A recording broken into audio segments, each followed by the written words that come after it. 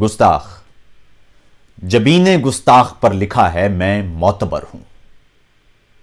میں اپنی فطرت کی اس ودیت کا مارا انسان جسے تجسس پکارتے ہیں، میں اپنے ہونے سے اس کے ہونے کے پیچ و خم میں بھٹک رہا ہوں، مگر میں اس شہر سے نہیں ہوں جہاں پہ رفت شعور کی ہے، جہاں سوالات معتبر ہیں۔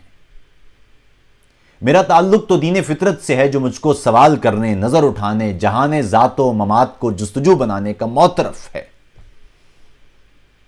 مگر میں اس شہر میں ہوں جس میں شعور فطرت کا راستہ ہی بے رہروی ہے، جہاں عقائد شعور و معنی کے راستے میں رکاوٹیں ہیں، جہاں پہ شرع سوال کرنے، نظر اٹھانے، جہان ذات و ممات کو جستجو بنانے کو کفر کہتی ہے اور گستاخ مانتی ہے۔ یہ عہد بدقسمتی ہے شاید۔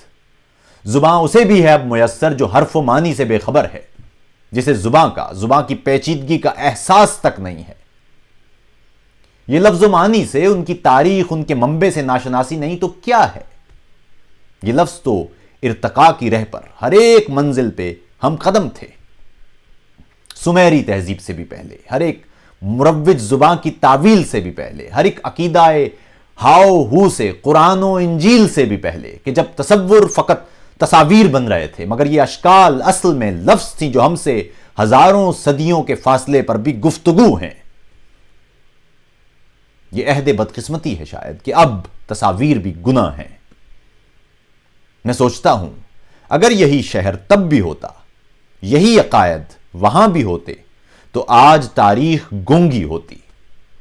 سو پہلا تصویر ساز انسان، وہ مصور، وہ ایک گستاخ، ہر خدا سے، ہر ایک عقیدے، ہر ایک مذہب سے معتبر تھا۔